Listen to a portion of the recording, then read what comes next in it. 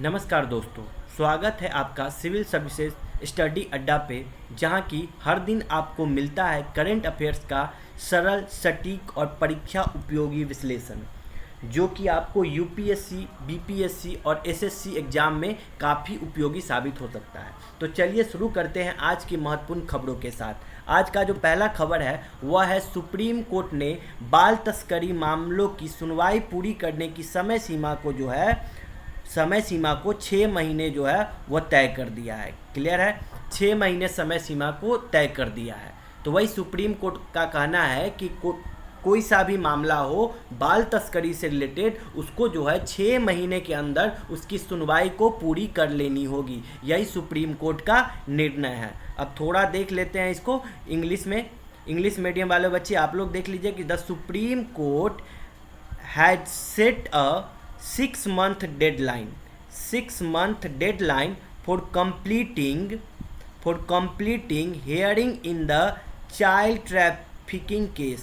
कहने का मतलब वही है कि जो भी चाइल्ड ट्रैफिकिंग से रिलेटेड मामला हो उसकी सुनवाई जो है वह 6 महीने के अंदर पूरी कर लेनी है। यही सुप्रीम कोर्ट का कहना है।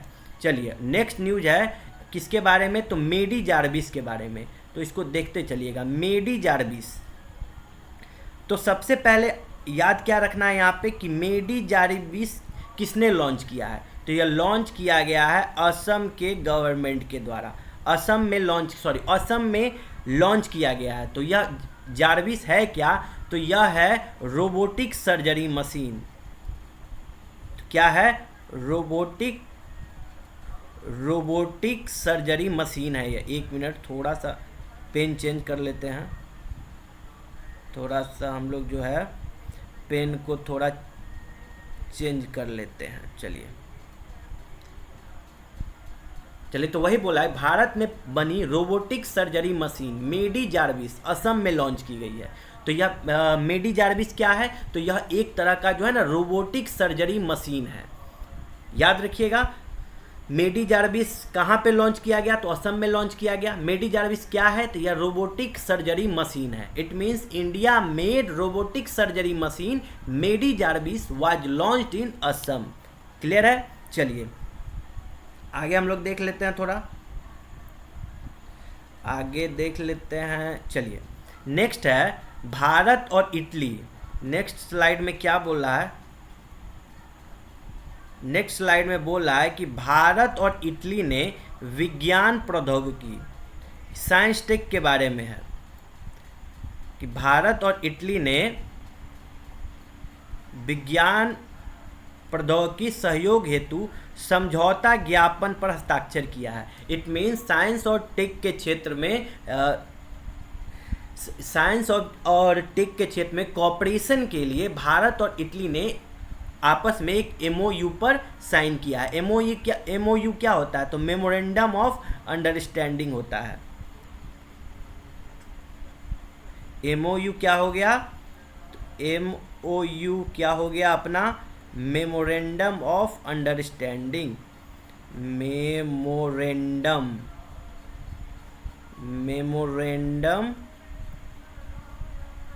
Of understanding.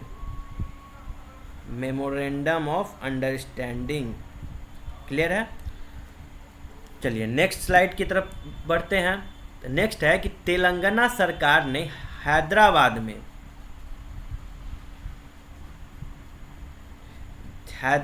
में भूभारती राजस्व पोर्टल जो है ना लॉन्च किया है। तो यह भूभारती क्या है, तो यह भूभारती जो है यह रेवेन्यू पोर्टल है।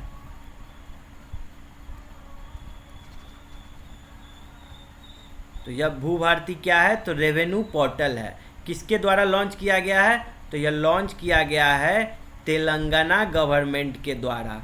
कहाँ पे, तो हैदराबाद में। कहाँ पे, तो हैदराबाद में। क्लियर है।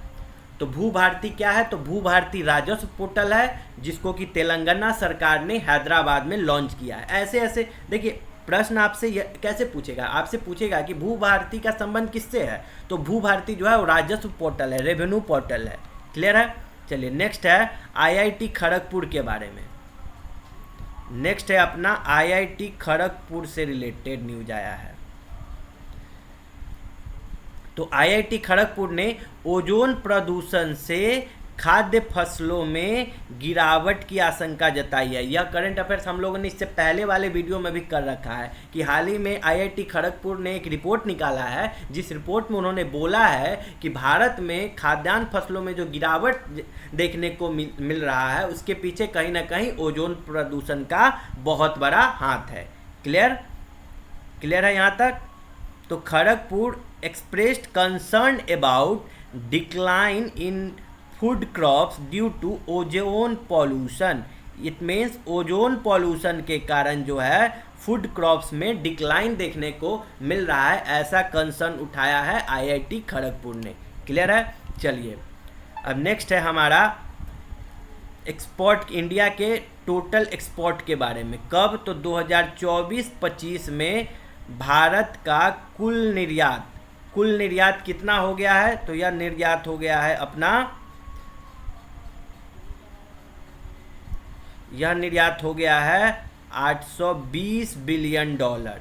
यानी भारत का अनुमानित जो निर्यात है 2024-25 में वह 820 बिलियन डॉलर का हो गया। It means India's total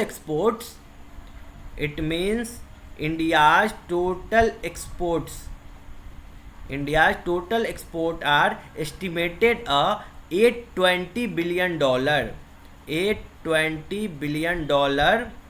in 2024-25। Clear है? नेक्स्ट है कि विश्व आवास दिवस के बारे में पूछ रहा है। विश्व आवास दिवस कब मनाया जाता है? तो 16 अप्रैल को मनाया जाता है। क्लियर है? तो वही पूछ रहा है कि, तो इंग्लिश में याद रखिएगा कि world voice day was celebrated on 16 अप्रैल। कहाँ पे? तो 16 अप्रैल को जो है विश्व आवास दिवस मनाया जाता है। चलिए नेक्स्ट जो न्यूज है वह है श्रम मंत्रालय ने गिग और लॉजिस्टिक, याद रखिएगा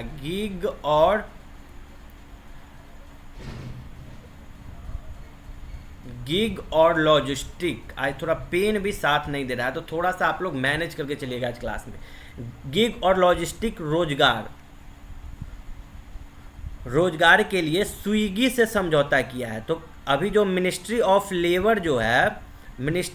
लेबर ने एक MOU साइन किया है स्विगी के साथ। किसके लिए?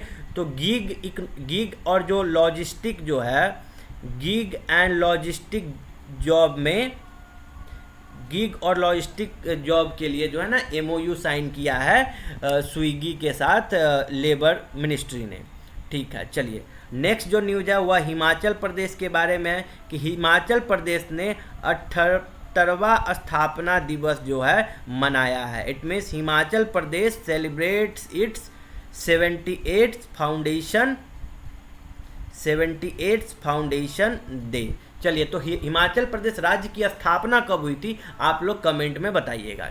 चलिए नेक्स्ट जो न्यूज है वह है भारत की थोक मुद्रास्फीति के बारे में। नेक्स्ट जो न्यूज है वह भारत की जो है वह थोक मुद्रास्फीति के बारे में है। क्लियर है बच्चों? तो थोड़ा सा थोक मुद्रास्फीति भी देख लेते हैं भारत का कितना है। तो वो पूछ रहा है यहाँ पे कि मार्च 2025 की बात है। तो मार्च 2025 में भारत की थोक मुद्रास्फीति जो है वह कितना रहा है? तो थोक मुद्रास्फीति रहा है 2.05%।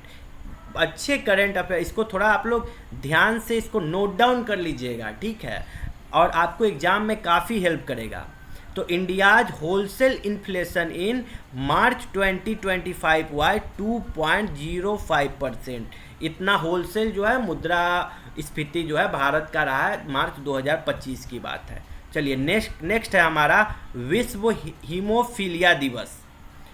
कब मनाया जाता है? तो 17 अप्रैल को मनाया जाता है विश्व हीमोफीलिया दिवस। तो it means world haemophilia day was celebrated on 17 अप्रैल। ठीक है, आप लोग कमेंट में बताइए यह हीमोफीलिया क्या है।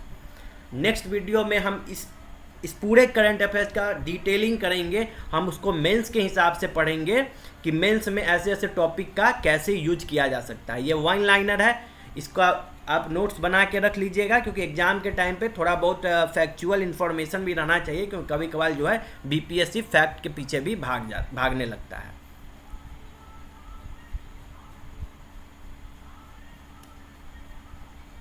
चलिए नेक्स्ट न्यूज है राष्ट्रीय राजमार्ग उत्कृष्टता पुरस्कार के बारे में। कब का? तो 2023 का पूछ रहा है।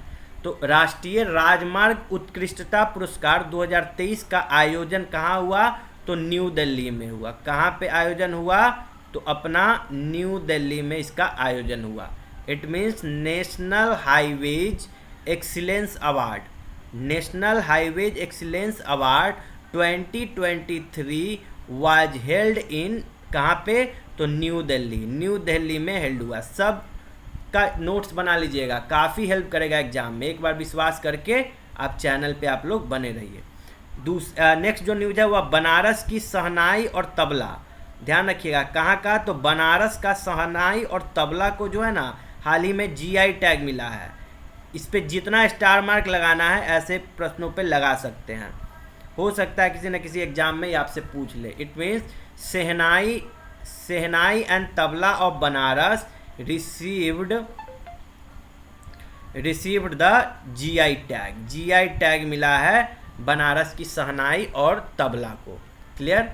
चलिए नेक्स्ट जो न्यूज है वह है सीजीआई संजीव खन्ना ने न्यायमूर्ति बीआर गवई को उत्तराधिकारी घोषित किया है। अपना संजीव खन्ना ने क्या बोला है कि जो चीफ जस्टिस ऑफ इंडिया जो है, सीजीआई जो है, भारत के जो मुख्य न्यायाधीश है संजीव खन्ना जी, उन्होंने अपना उत्तराधिकारी वीआर गवई जी को बनाया है।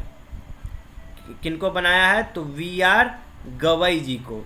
तो नेक्स्ट जो सीजीआई होंगे संजीव खन्ना के बाद तो वह होंगे बीआर गवई जी। चलिए इसके बाद है भारत सरकार ने 2025 के लिए जो हज कोटा है, हज कोटा जो है वह 17.5 लाख जो है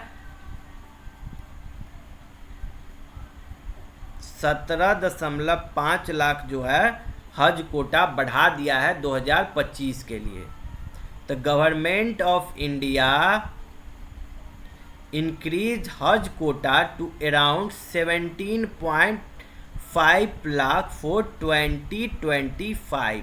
कितना बढ़ा दिया गया है? तो 17.5 लाख जो है हज कोटा बढ़ा दिया है 2025 के लिए। ठीक है, तो आज के लिए बस इतना ही दोस्तों। आपको यह क्लास कैसा लगा कमेंट बॉक्स में बताइएगा। और आप लोगों से एक सजेशन भी है, क्या इस आज हम लोग जो करंट अफेयर्स किए हैं उसका हम लोग MCQ सेशन लाएं क्या? क्वेश्चन के पैटर्न में पूरे करंट अफेयर्स को ढाल देते हैं, जो कि आपको याद करने में भी आसान रहेगा। ठीक है, तो आप लोग बताइएगा। वैसे अगर वीडियो आप लोग को पसंद आया हो तो लाइक कीजिएगा, शेयर कीजिएगा और चैनल को सब्सक्राइब करना न भूलिएगा। मिलते हैं कल के नए करंट अफेयर्स के साथ। ठीक है, तब तक सब लोग ऐसे ही खुश रहिए, मस्त रहिए और अपने टारगेट को हमेशा जो है अपने नज़रों के सामने रखे रहिए। जय